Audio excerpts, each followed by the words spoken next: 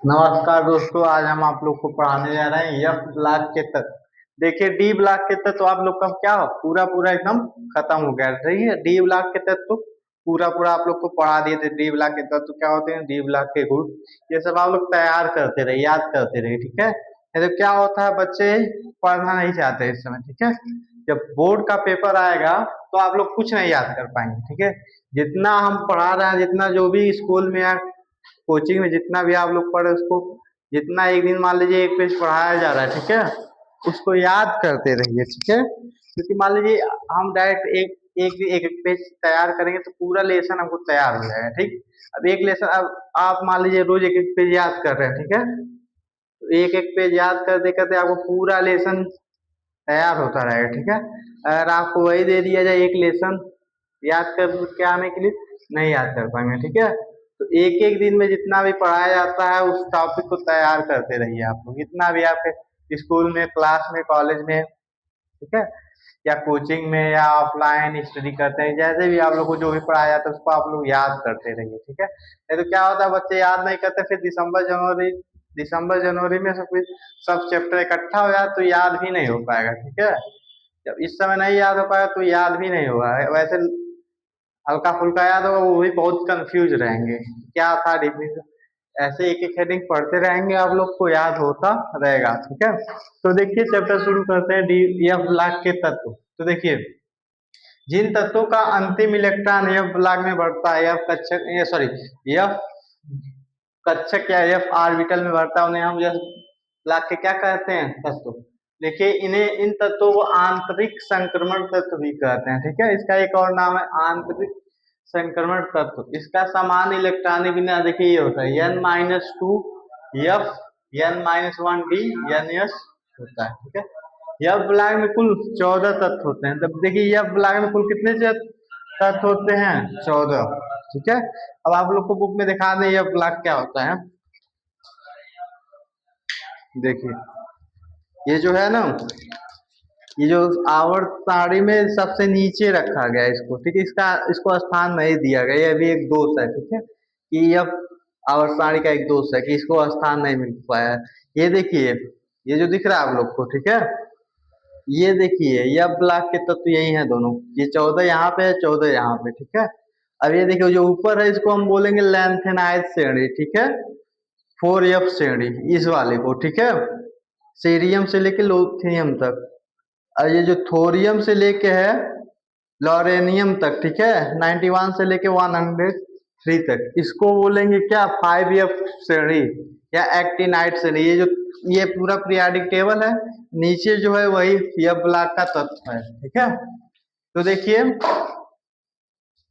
अब देखिए F block तत्वों का वर्गीकरण, एफ ब्लॉक तत्वों को दो भागों में बांटा, किस किस में, 4F श्रेणी जिसको बोलते हैं लैंथेनाइड श्रेणी, और दूसरा 5F श्रेणी एक्टिनाइड श्रेणी जिसको बोलते हैं। ठीक है, अब देखिए बहुत ही आसान है।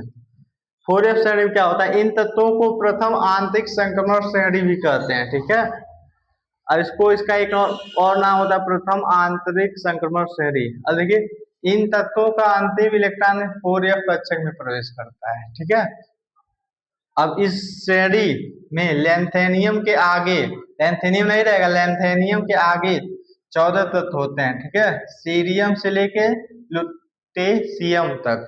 ठीक है, अब देखिए इसका नाम 4F श्रेणी क्यों पड़ा है, क्योंकि इसका अंतिम इलेक्ट्रॉन 4F में प्रवेश करता है, 4F में बढ़ता है, इसलिए हम क्या कहेंगे, 4F श्रेणी कहेंगे। इसका अंतिम इलेक्ट्रॉन 5F में बढ़ेगा, इसलिए हम इसको 5F श्रेणी कहते हैं। ठीक है, इसका देखिए एक और नाम है क्या, लैंथेनाइड, इसका नाम है एक्टेनाइड।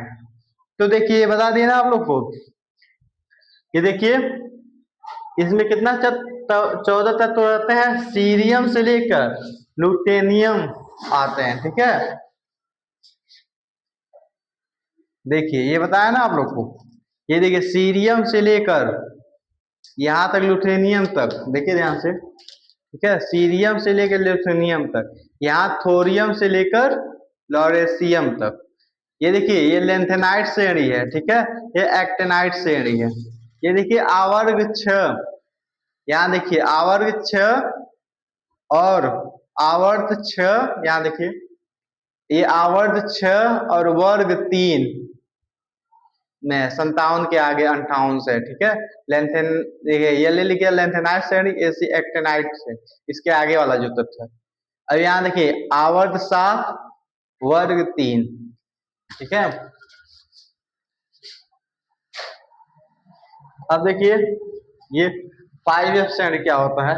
इस श्रेणी के अंतिम इलेक्ट्रॉन 5f कक्षक में प्रवेश करते हैं। इस श्रेणी में एक्टिनियम Ac के आगे, ठीक है, देखा है Ac के आगे तत्व 14 तत्व होते हैं, थोरियम से लेकर लॉरेशियम तक, ठीक है, लॉरेशियम तक कितने तत्व होते हैं? 14 तत्व। तो टोटल यह ब्लॉक में आप लोग को 28 तत्व हैं, ठीक है, 28 तत्व होते हैं, ठीक है। तो ज्यादा कुछ था नहीं आज की वीडियो में, यही यह ब्लॉक का परिचय था और यह ब्लॉक तत्वों का वर्गीकरण था, ठीक है। उम्मीद करता हूँ आप लोग को ये समझ में आ गया होगा।